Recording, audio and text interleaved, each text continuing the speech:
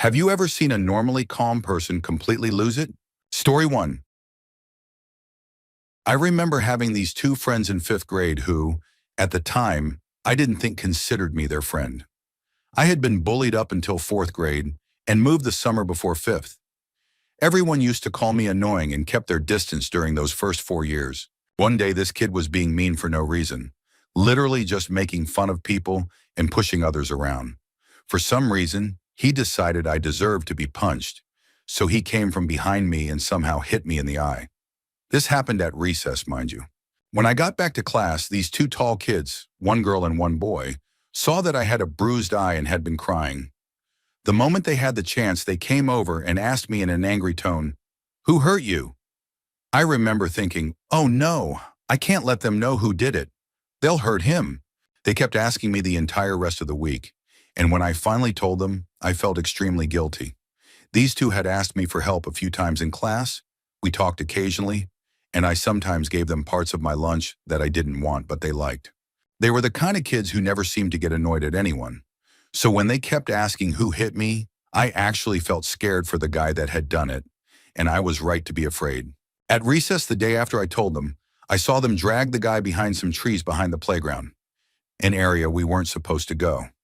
I couldn't see what they did, but before recess ended, the kid who hit me returned with those two right behind him. He apologized to me, and I could tell he had been crying. I told him it was fine, and the two kids let him go. After he left, I asked them why they did that.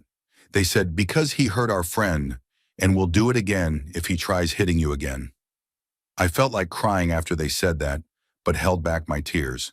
For the rest of 5th grade and all of middle school, they stayed close to me. Anyone who even seemed like they might start trouble with me was chased away by them. If I could find those two again and thank them, I would do it a million times. They were the very first people who got angry on my behalf and actually stood by me. Story 2. When I was in my late teens, I was financially irresponsible and borrowed money from my grandparents to move out of my mom's house. We made a plan on how I would pay it back in installments, and I only missed 2 payments. Each time I called my granddad and asked if it was okay. He was always cool about it. One day, though, I got a call from him, and he was livid. He was screaming at me on the phone, and I could hear my grandmother crying in the background. It was the angriest I've ever heard anyone, and I was terrified. He wanted to know why I hadn't made the payment that month, but I was sure I had. Turns out I had accidentally set the automated payment to be drawn from the wrong account, and it hadn't gone through. It was an honest mistake on my part, and I explained that to him. I transferred the money immediately, and he instantly calmed down. I later found out that he had become an alcoholic after he quit smoking, and he would talk to my grandmother like that regularly when no one else was around. Story 3. This is not my story, but my dad's.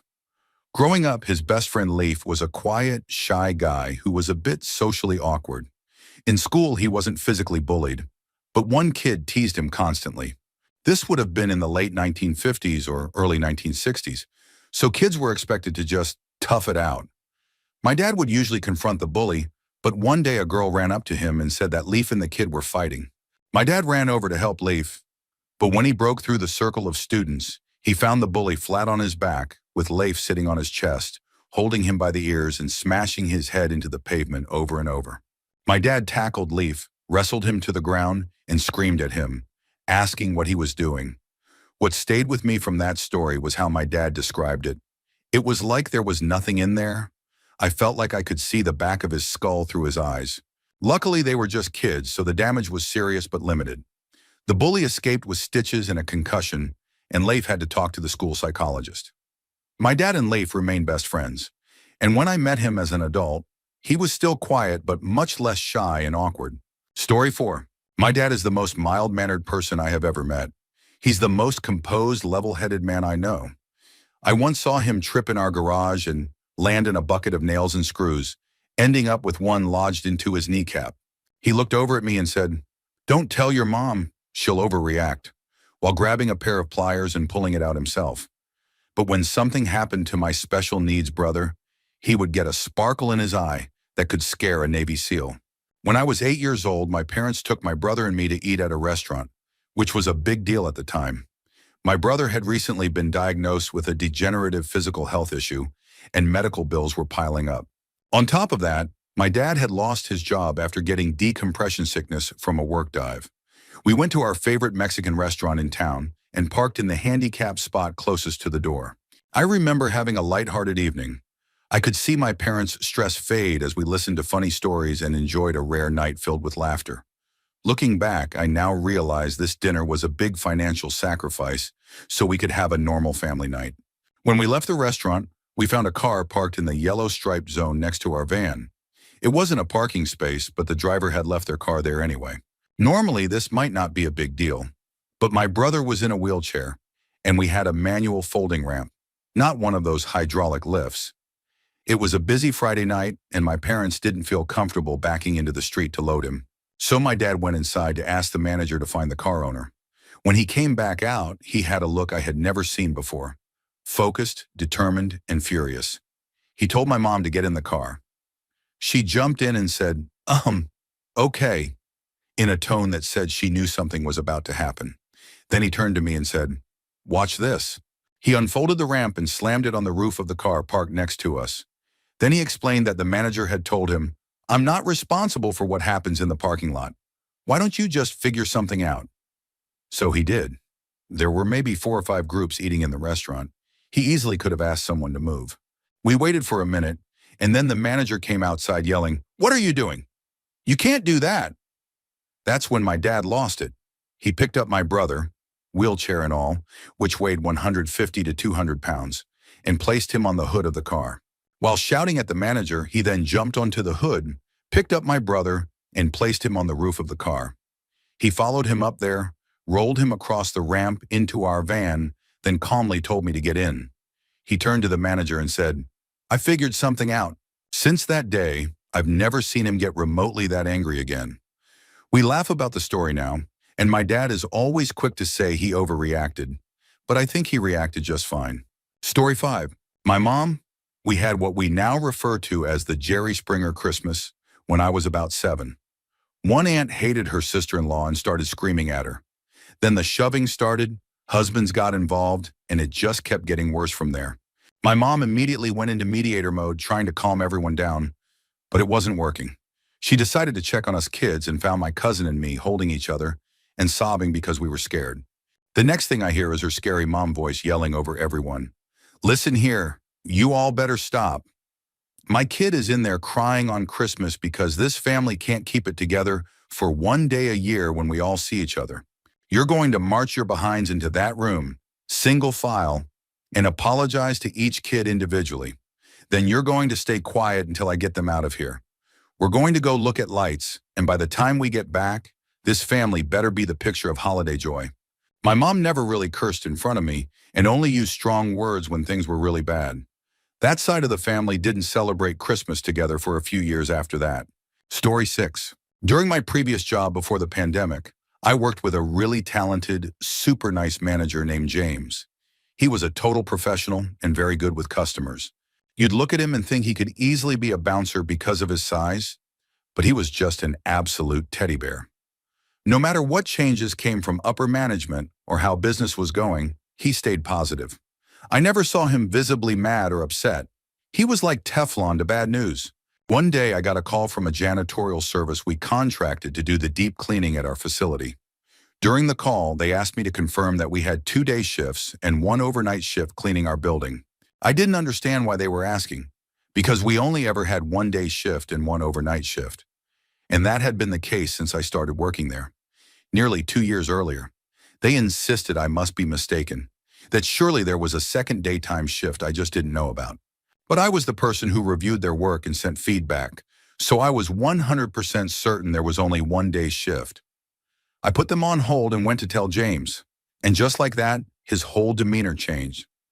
Gone was the smiling, calm guy.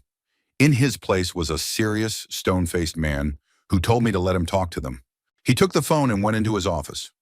I watched through the window as he became increasingly animated, possibly even yelling, as it came out that we'd been getting charged for a second daytime janitorial shift that never existed. It was like watching a teddy bear turn into a grizzly in under 3 minutes. He calmed down again after the call, but while he was on it, you could tell he was furious that we'd been paying for services we didn't receive. Story 7. I had a friend I've known since we were kids. This happened when he, myself, and two other friends were roommates at 21 or 22 years old. We'll call him Kevin. He was always happy-go-lucky, always smiling. The guy you could call at 3 a.m. with a flat tire, and he'd just ask where you were. He never started anything, always diffused situations with a smile, a handshake, and a beer. Meanwhile, the rest of us seemed to end up in bar fights every weekend. Kevin was the one who always stepped in to break them up. He got hit often, but never swung back. He wasn't a big guy, maybe 5 feet 9 inches and a bit overweight, but he had worked labor jobs for his family business since he was young and was deceptively strong. Normally, when breaking up fights, he'd just pick people up and move them behind him. There was something about being picked up by the biceps and moved gently but firmly that took the fight out of people. It was like his superpower. One weekend, we had a party at our house, something we did regularly. We were all outside around a bonfire. A friend, we'll call him Steve, was being a jerk. He kept getting in people's faces, threatening to fight, but no one took him seriously. He was drunk, and it was typical behavior for him. Then he got in Kevin's face, screaming at him because Kevin happened to be sitting next to Steve's ex-girlfriend. Kevin let it slide. As always, he avoided confrontation, but Steve kept going, eventually putting his forehead against Kevin's and yelling. I guess something snapped in Kevin. Without a word, Kevin picked Steve up by the throat and slammed him into the ground. Then he started punching him, over and over, never letting go of Steve's throat. We were frozen at first. It was the first time we'd ever seen Kevin be violent. Then we jumped into action, but it wasn't easy to separate them. Two of us had to pull on Steve's legs, two on Kevin, and another had to pry Kevin's hand off Steve's neck. The whole thing lasted maybe 20 seconds, but Kevin never stopped swinging. Once separated, Kevin immediately snapped out of it and started apologizing. First to Steve, then to everyone else. He even brought Steve a wet rag and an ice pack. He kept apologizing for ruining the party. We told him he didn't. Fights weren't unusual for us. Since that night, I've only seen Kevin snap once more. A guy sucker punched our friend at a bar patio while we were just chatting. That guy ended up with a handprint on his throat and 2 black eyes. Again, it took multiple people to pull Kevin off. Our always smiling Kevin had a side to him that was genuinely frightening when he stopped smiling. Story 8. I've been in the U.S. Coast Guard for a few years now, and along the way, I met a really calm guy. We'll call him Joe. Joe had a wife and 2 daughters. He's soft-spoken but authoritative when he needs to be, always nice to others and worked hard. Then there was another worker. We'll call her Jill. Jill was on a power trip, loud, disrespectful to lower-ranking members, constantly bragging about her, clearly made-up sea stories, and what we call a blue falcon. I could go on for days about her. One day, Joe and his crew were out on a rescue case for over 6 hours through the night. They got back to the station around 2 or 3 a.m. They were so exhausted they collapsed on the couches in the lounge, which was connected to the conference and training room, separated only by a folding partition wall. Someone had placed a sign on the door that said, "Crew is sleeping from late-night case. Do not disturb." At 7:30 a.m., Jill completely ignored the sign, busted into the room, turned on all the lights, and started loudly talking and laughing. She launched into one of her usual stories that began with, "So when I was stationed..." Suddenly, Joe shot up from the couch like a rocket. He started walking toward the partition, muttering under his breath, "Seriously? There's a note on the door." He started pulling the partition shut, yanking it furiously across the 20-foot-long track. Jill just stood there watching. Right before the wall closed, she said, "I can leave if you want." And without hesitation, Joe shouted, "That's what the door's for." Then he slammed the partition shut and laid back down. No one said a word, but I think everyone gained a little more respect for Joe that day. Story 9. I had the privilege of watching my kids stand up to an older kid. It was Halloween, and my son was 10 at the time. My husband and I were 2 of 4 adults in our trick-or-treating group. We were walking with 5 children, going door to door. A 13-year-old boy had been assigned to our group, though his parents were walking with another group ahead of us. He knew a couple of the other kids, but it was our first time meeting him. My husband and another adult male heard the comments and reprimanded the boy, but as soon as they weren't looking, he'd throw in another inappropriate remark. By hour 2, the boy had been reprimanded by every adult in both groups, but he just wouldn't stop making suggestive comments. I was over it and just wanted to enjoy Halloween with my family. We decided to make a quick detour to drop this preteen off with whoever brought him. He was sitting in the back seat with my son. As we pulled out onto the street, the 13-year-old made one last sad attempt at flirting, this time in front of my child.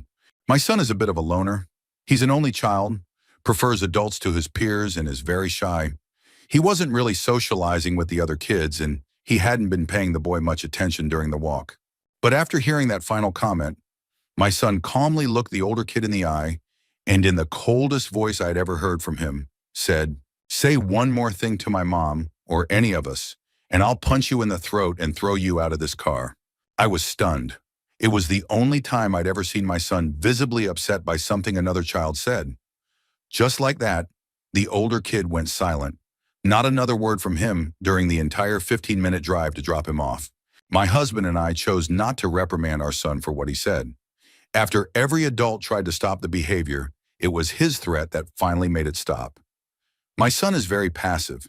He's 13 now and has never even had a verbal disagreement with anyone besides us.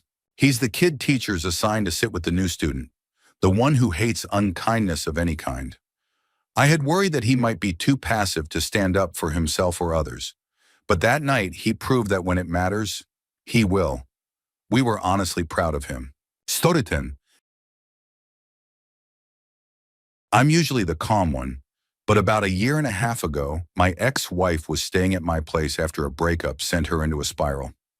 She and our kid had come to visit me for the weekend before the child was supposed to move back in with me for school. That weekend turned into her spending a week in the psych ward.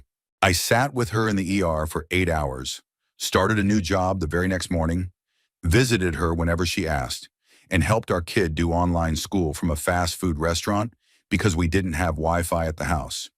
She ended up staying with me for 2 months. I literally slept on a pallet on my own floor so she could have my bed. All that stress eventually exploded into an argument.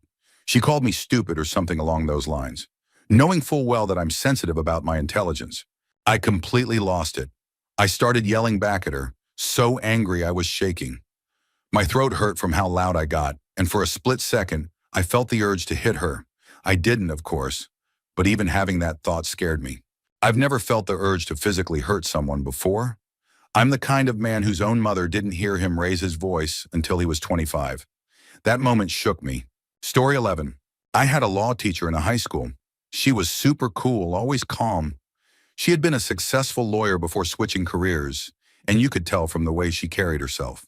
There was an energy around her that made it clear you shouldn't mess with her, but she never abused that power. She never showed off, never raised her voice, never lost her patience, and never made rude comments to students. Everyone respected her, except for one girl. This girl was the typical class bully. Everyone was tired of her, but no one could really do anything because of the sly, passive-aggressive way she insulted people. She would phrase things as just opinions and act innocent. One day she was bad-mouthing the teacher in the middle of class, pretending to whisper to a friend, but loud enough for everyone to hear. I don't remember exactly what she said, but it was something crude about the teacher's appearance. The teacher walked through the classroom like she hadn't heard it. The girl and her friend giggled, thinking they got away with it. Then the teacher quietly stopped behind her, put her hands on the girl's shoulders, and whispered, just like the girl had been doing, "Get out." The girl froze. You could see from her face that she realized she had finally pushed it too far. She even went a bit pale. When she didn't move right away, the teacher calmly added, "Now." We don't know exactly what happened next, but the girl was suspended after that. Story 12. I'm probably not the calmest person in general, but I usually keep it together in work environments. A couple of years ago, I was working as a waitress and quickly moved into a sort of lead role, acting as the link between the kitchen and the service area. I was responsible for making sure dishes came out on time and were correct, and I also gave out service assignments like refilling drinks. There was this one guy who had only worked there for a few weeks. He had a reputation for refusing to do any task he didn't want to. He'd make excuses and avoid work constantly. On top of that, he had been caught smoking pot inside the kitchen area twice, and somehow still wasn't fired. One particularly busy night, I calmly asked him several times to refill the drinks. He blatantly refused. That's when I lost it. We ended up in a shouting match right there on the floor. One of the cooks had to step in and calm me down. The next day, the guy was finally fired. After that, everything went back to normal. Story 13. My mom is the disgustingly cheerful type. She's literally always smiling or laughing, and any negativity that comes her way, she'll counter with positivity. I'm a pretty positive person, but her level of optimism has always gotten on my nerves. Okay, so that's the kind of person she is, and here's a story about her. My parents were always helpful to friends or family in need. My brother married a woman who had something like 9 kids, many of them adults or teenagers, so he didn't have to take care of a bunch of little kids or anything. One of her kids got out of jail. He was 17 or 18, I think, and needed a place to stay. My parents agreed to let him live with us. He was a former gang member, and once his gang found out he'd been released and was avoiding them, they took it as a sign that he either snitched or was trying to leave the gang. When they found out he was living at our house, they decided to show up and beat him up. Thing is, my dad was an old-school tough guy. He had hundreds of scars on his arms from fist fighting through the 50s, 60s, 70s, and even into the 80s and 90s. My mom, the always sunny one, had been with him long enough to know what to do when things went down around him. So these guys knock on the door. When my dad answers, they just barge right in and blow past him. I was in the back of the house in my bedroom, and Danny, the kid, was in the middle of the house in his room. 2 of the guys bust in and start attacking him. One of them is stuck in the kitchen with my mom, who's screaming her head off to get out of her house. I hear all the commotion and go see what's going on. By the time I get there, here's what I see. My dad has gone to the middle bedroom, opened the door, and instead of going in to help Danny, he yells, "Hey, call the cops. I'm locking this door on these guys." Then he waits a few seconds, opens the door again, and I come in behind him to see that one guy has already jumped out the window. The other one is struggling to do the same, and my dad strolls over and kicks him hard, sending him flying out the window too. That window was about 8 or 9 feet off the ground, and there was a cement pad beneath it. Wild. I keep going down the hall to check on my mom, and there's this guy who must be like 6 feet 7 inches squared up in the kitchen, facing off with my mom, who is 4 feet 11 inches. She's not scared or backing down. Nope. She's jumping into the air and hitting him square in the jaw over and over. Every time she lands, she's jumping again, like she's on a pogo stick, and every single punch lands. The guy is stumbling backwards, eyes closed, trying to get away. She completely pummeled him. Funniest thing I've ever seen her do, looked like a cartoon. Finally, the guy bolts out the door, and my mom yells after him, "Told you to get out of my house, punk. Come back and see what happens." Story 14. At the risk of tooting my own horn, I think I've been that guy. I'm not completely calm. I can get sharp with people, but I'm usually the mediator and organizer in my friend groups. If people fight, I'm the one helping them make up. That kind of thing. Years ago, I threw a small party, about 10 people, and invited friends from different circles. Everyone knew me well, but some were meeting each other for the first time. The next day, one of my friends came to me and told me that another guest had been solely aggressive, let's say. He took no for an answer in the end, but even with alcohol as an excuse, he got too pushy and handsy and made her feel afraid. She even gave him her phone number just to get him to back off. I lost it. I didn't explode. I actually remember feeling cold all over. I managed to talk her through it, apologized for not noticing, and asked what she wanted to do next. After hearing her out, I called the other friend and told him I was coming over. When I got there, he was fumbling around getting ready for work, but the moment he saw me, his whole demeanor changed. I don't know what I look like, but I still felt that same cold anger. I told him flat out that he made a woman afraid the night before and that he was going to delete her phone number right now in front of me. I also told him he needed to take a hard look at how he treats women. The conversation was short but intense. Then I left. I'm happy to say the aftermath was as positive as anyone could reasonably hope. My female friend never saw him again, and I never tried to reconnect them. My male friend, who is still a friend, took it seriously. We never talked about it in depth, but years later, also while drinking, he thanked me for helping him get his act together. His expression said it all. I've never been that angry since. It was a strangely powerful moment, but I'd rather not ever feel that way again. Story 15. I haven't witnessed it because I was the person. Back then, I was the type to swallow my anger and sadness instead of speaking up. I tried to solve all my problems in my own head because I didn't want to bother anyone. Needless to say, my mental health wasn't great, but I always tried to be nice to people, partly to get them to like me. One of my coworkers, who was about 10 years older than me, worked night shifts with me. She always took it personally when I was in a bad mood, but when I was upset, I would just be quiet and keep to myself. I still did my job. She didn't like that, though, and without me asking, she'd always start helping me with tasks, especially after she finished her own. It might sound petty, but we got production samples every hour, and I like spacing out the tasks during the night shift to make time pass faster. One night, she was passive-aggressive the whole shift, and I had a massive headache. Eventually, she started yelling, saying I was selfish and that I should speak up if I had a problem with her. That set me off. I was already dealing with so much, and I just snapped. I yelled back that not everything in my life was about her, that she wasn't my top priority, and that I had other problems. I reminded her that I'd told her before I didn't want to talk about them, and all I wanted was to be left alone. Normally, if someone catches me off guard like that, I start crying right away. But this time, I didn't. I was so angry that I didn't cry.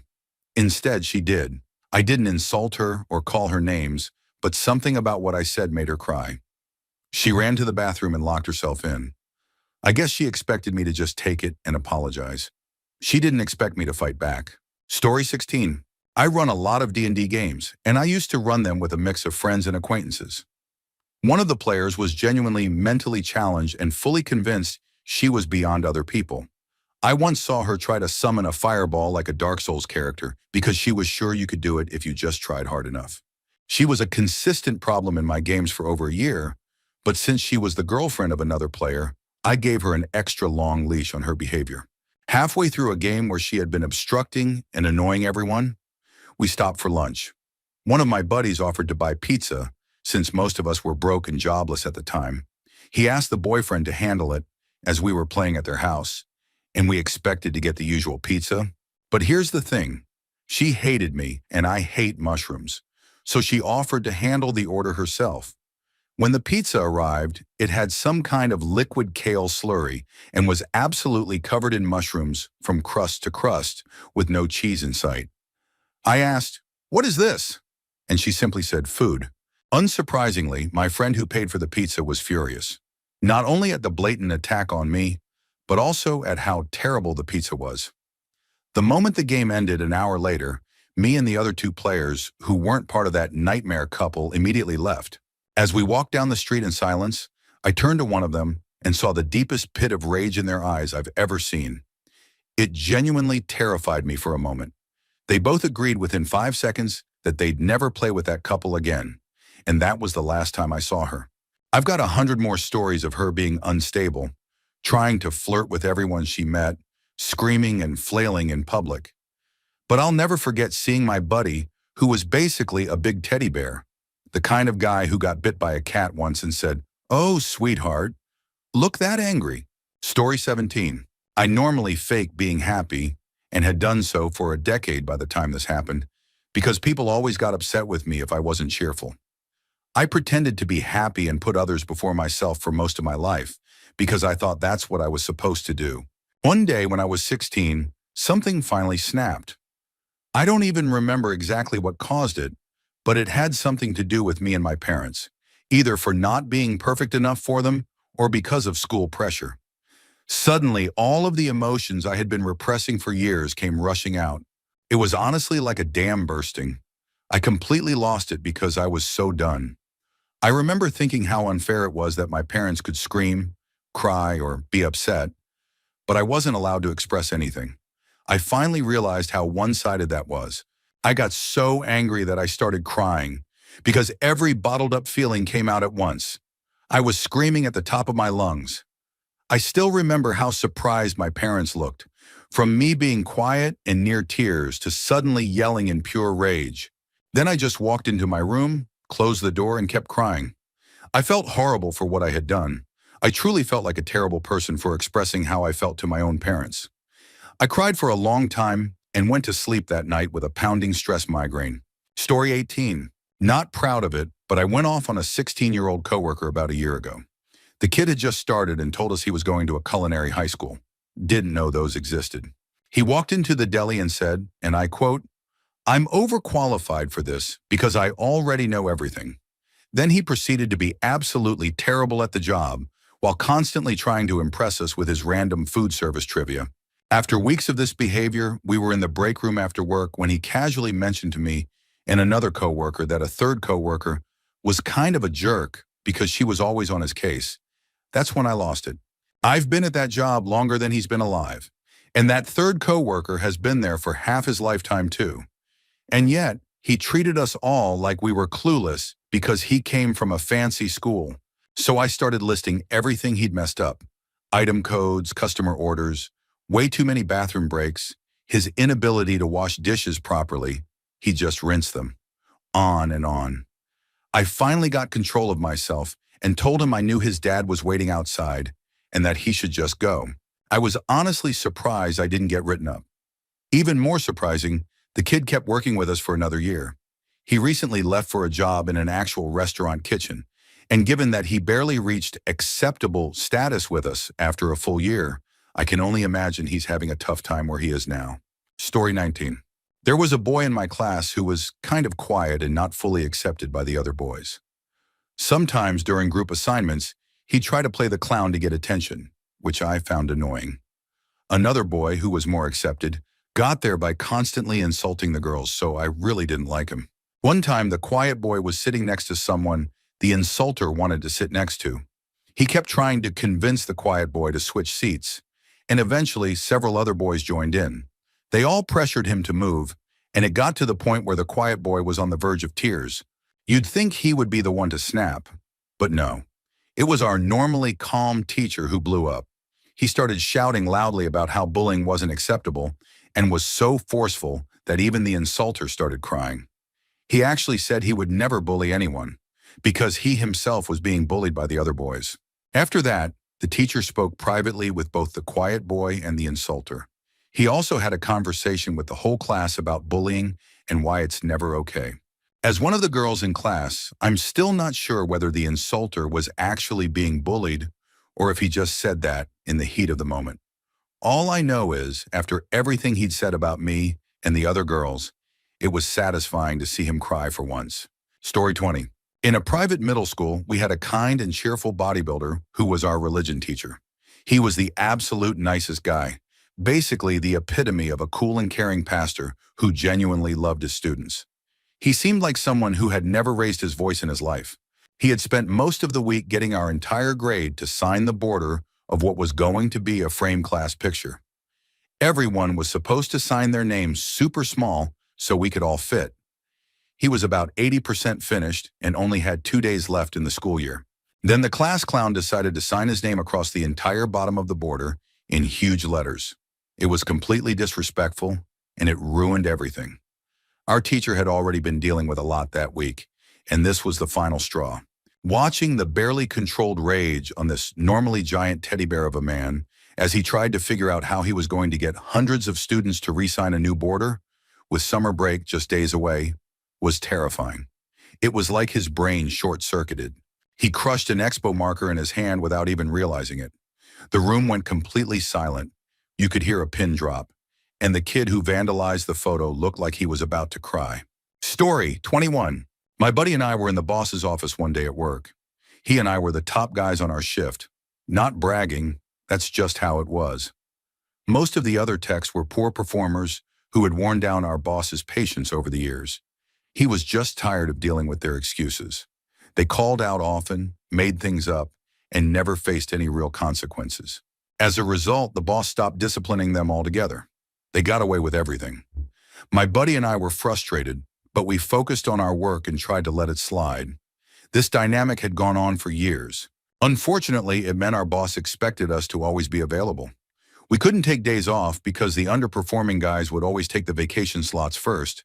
It was a regular occurrence. My buddy and I would want to take a half day to attend a concert or something, but the boss would say no.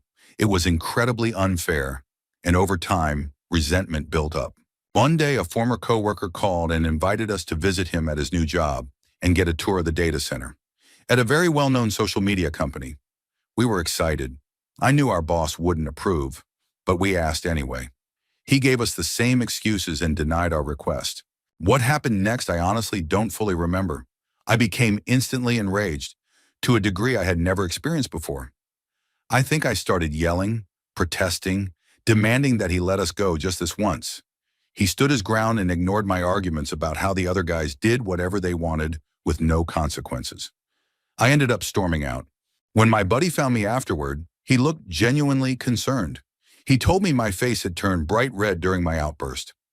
I was kind of freaked out because I didn't fully recall everything I said or did. I know people talk about blacking out from alcohol, but this was different. It had never happened before, and it hasn't happened since. Story 22. My neighbor a few houses down M50 is a pretty chill guy.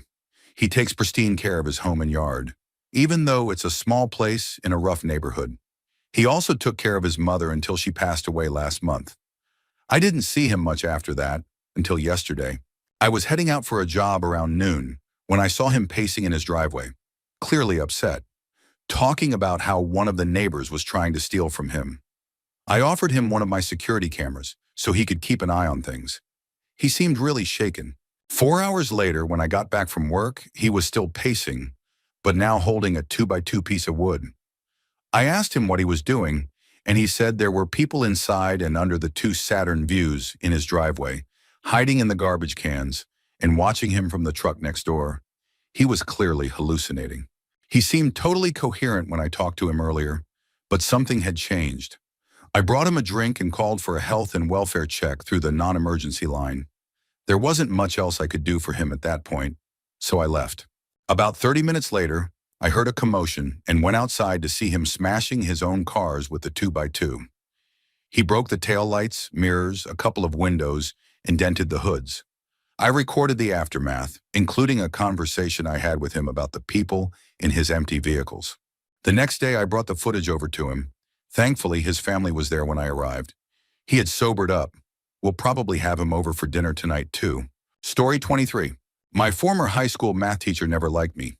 His name was Mr. Newell, and because he had to deal with my difficult brother in another class, he assumed I would be the same and never gave me a chance. One day, as I was staring at a Marine Corps poster in the classroom, he said, "Can I please have your eyes on me and not on something you'll never achieve?" That moment stuck with me. 4 years passed, and I returned to my high school after completing boot camp. I was on recruiting duty for 30 days.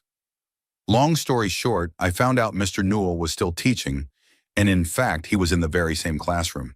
The look on his face when I walked in and casually strolled past his desk, he didn't recognize me at first, went right over to that Marine Corps poster, yanked it off the wall, pulled out a black Sharpie, signed it, and walked it straight to him was priceless. I looked him in the eye and said, "Remember me?" The one who wouldn't achieve this, and slammed the autographed poster down on his desk. His face turned the reddest I've ever seen. I began walking away as he had a full meltdown, yelling behind me.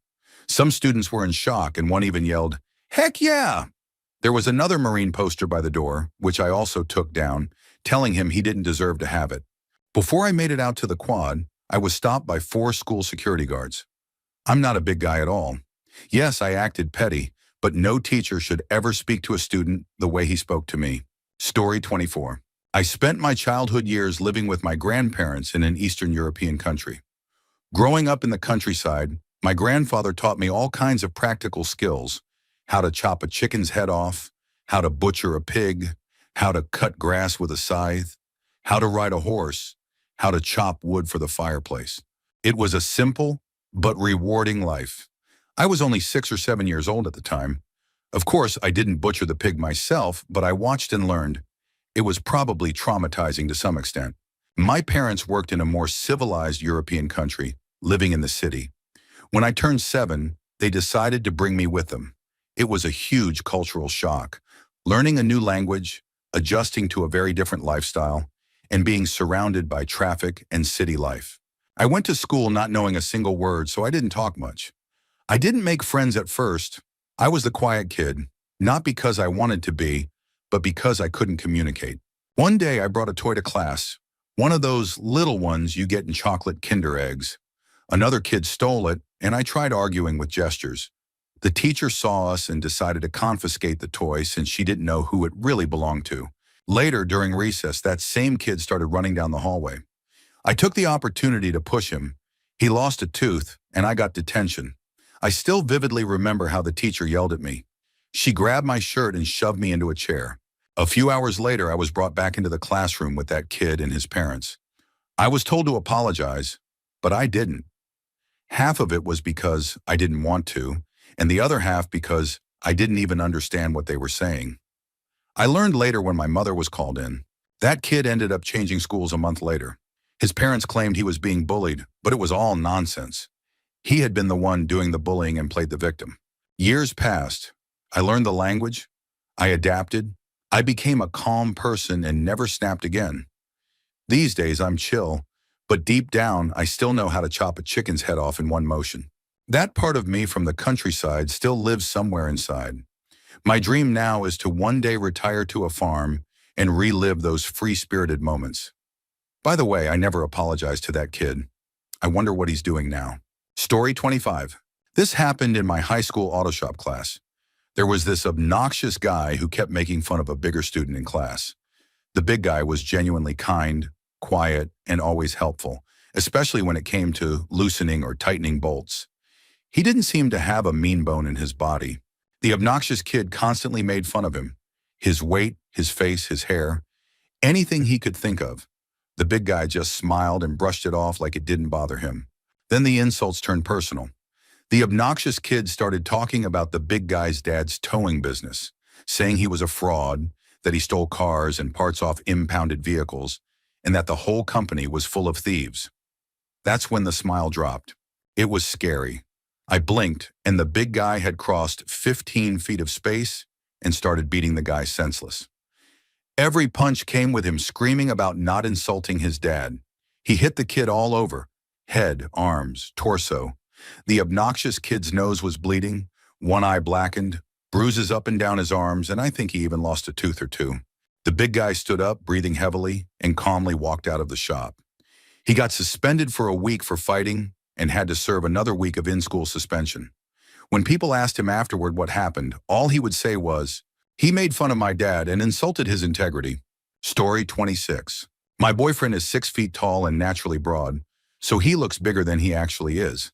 He's usually a giant teddy bear, super friendly, and always the first to try and diffuse an argument. I'm 5'1" and happen to be non-binary. We were at a social event in a pub when someone we knew brought along a friend who was already very drunk before even arriving. This friend and I chatted for a bit, and somehow the topic of trans people came up. I guess that triggered something in his drunk brain. He launched into a long, rambling story about how his friend was beaten up for being gay and how non-binary people don't know what oppression is, because I had never been beaten up. He kept insisting I admit it wasn't the same and claimed non-binary people were just pretending. I told him repeatedly I wasn't comfortable with the conversation and that if he didn't stop, I was walking away. But when I tried to walk, he got up and physically blocked my path, reaching out as if he was going to grab me. That's when my boyfriend roared, "Don't touch him!" loud enough that the entire bar went quiet. I used the moment of distraction to slip past and head outside. I couldn't hear all the words from outside, but I could clearly hear my boyfriend loudly calling the guy out for his behavior. A minute later, my boyfriend came outside to be with me, and we just went home. I was pretty shaken up. I've never seen him act aggressive toward a stranger before, or since, but it meant the world to me to know how much he cares. Story 27. I'm normally pretty unemotional, and I usually have a high tolerance for things. But I have a sibling who is extremely passive-aggressive and does things specifically to annoy me, just because they know it'll bother me. For example, when we were kids and went out to eat, which was rare because we were poor, if they ordered something with a side they didn't like and I asked for it, they'd say no, even though they weren't going to eat it. If my parents tried to take it and give it to me, they'd either spit in it or throw it on the floor. They would literally rather throw it away than let me have it.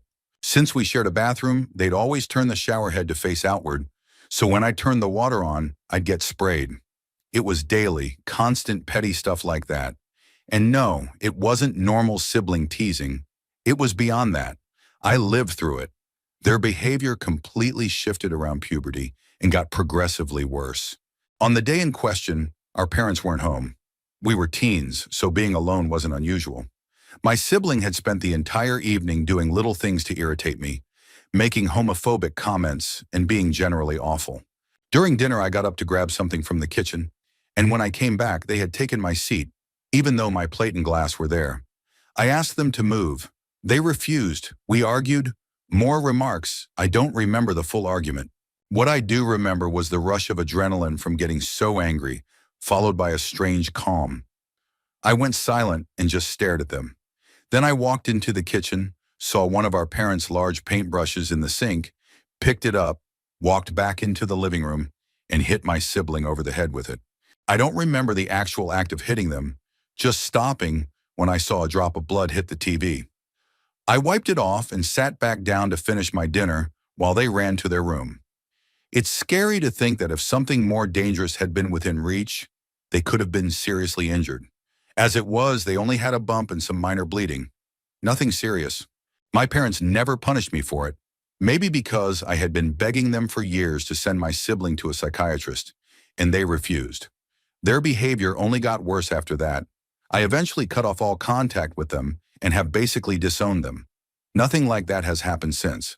Story 28. My high school biology teacher was probably my favorite teacher.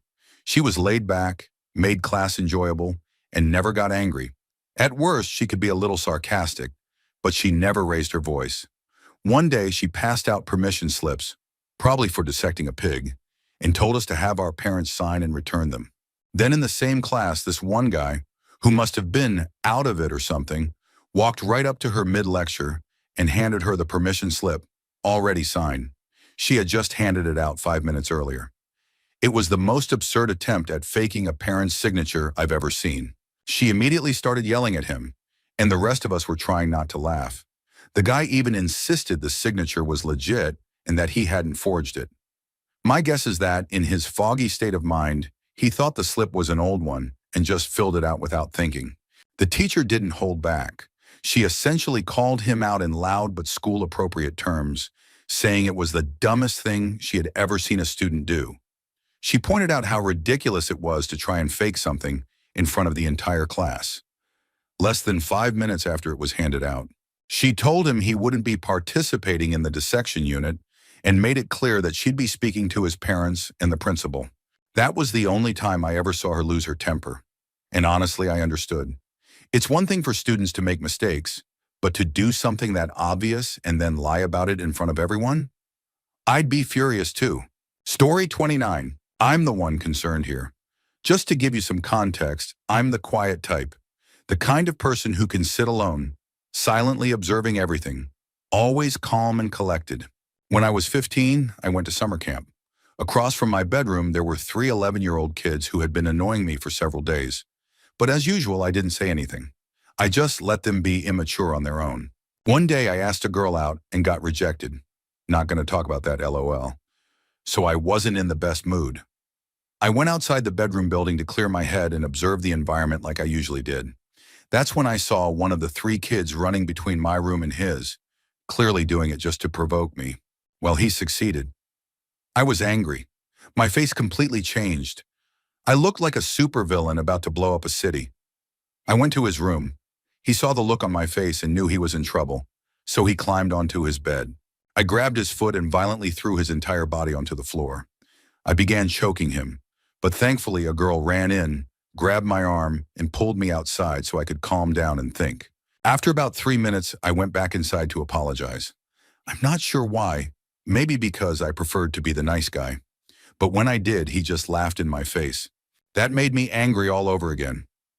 He saw it and immediately climbed back on the bed, clearly terrified. I raised my fist, ready to punch him, but then I heard a voice in my head telling me not to do it, to think about the consequences.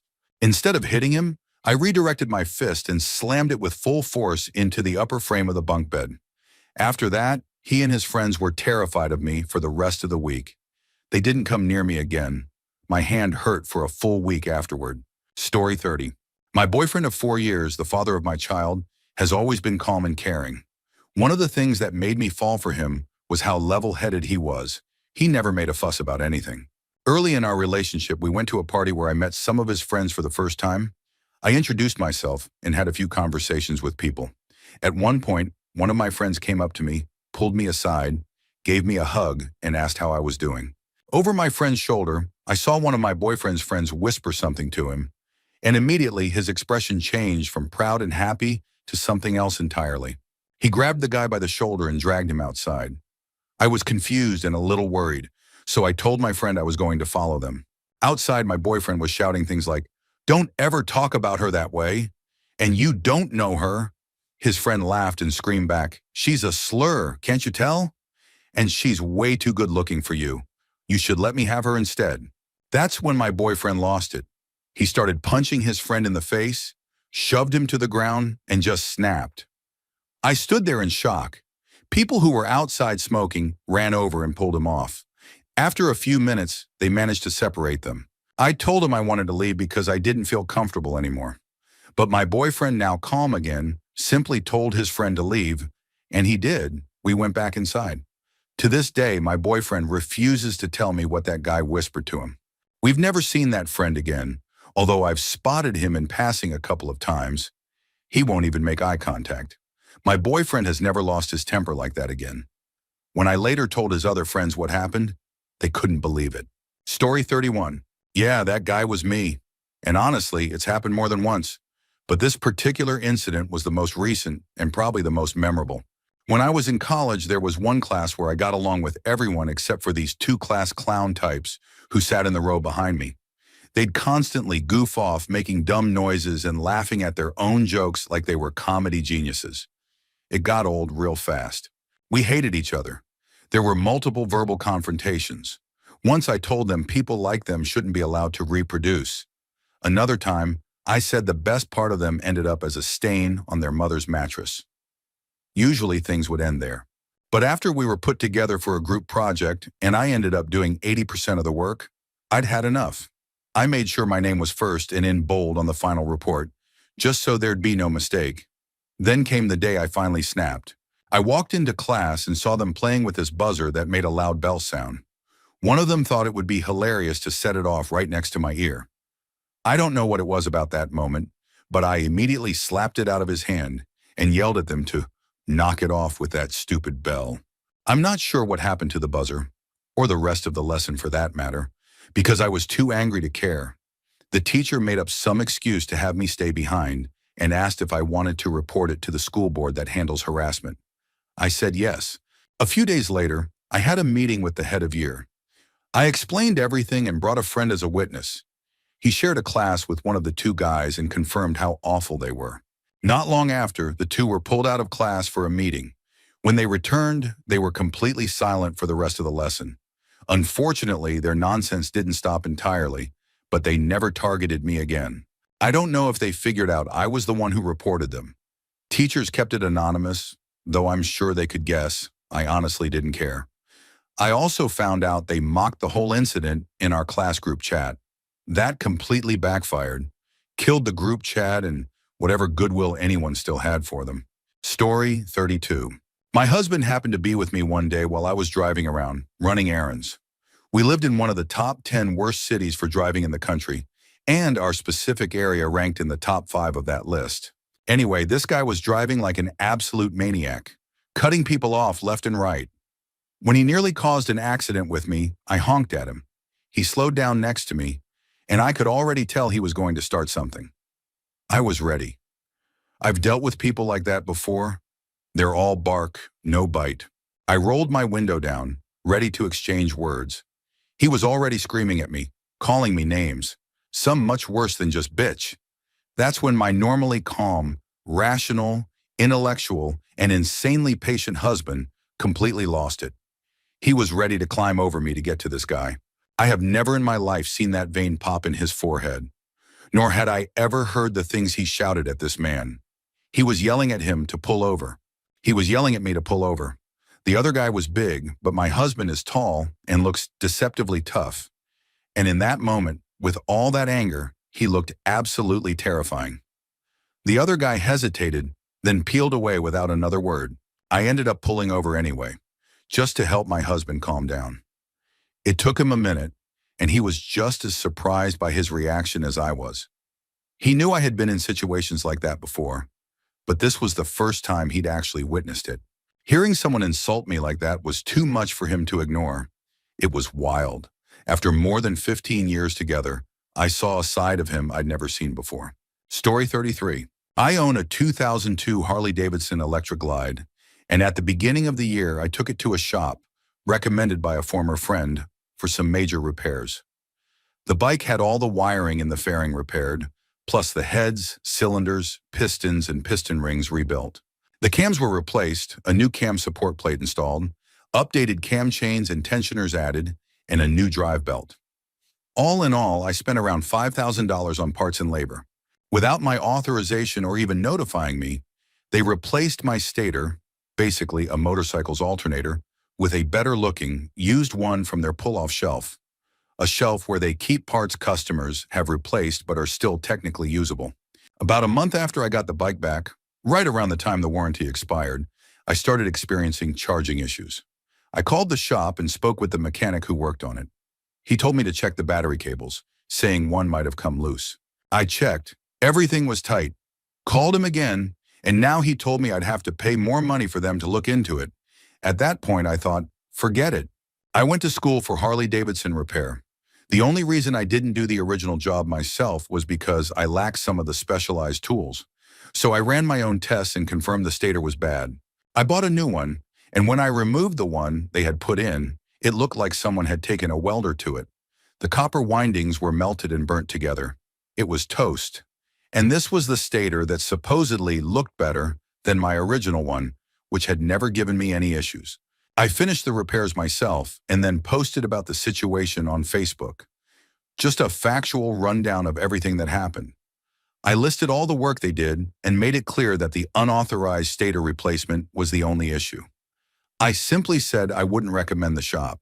Then my former friend, the one who vouched for the shop, completely lost it.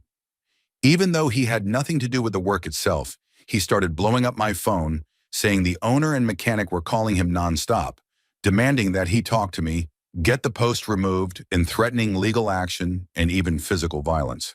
Side note, I literally just posted a detailed, honest review, like a Yelp post, saying what happened and why I was unhappy with the stator part.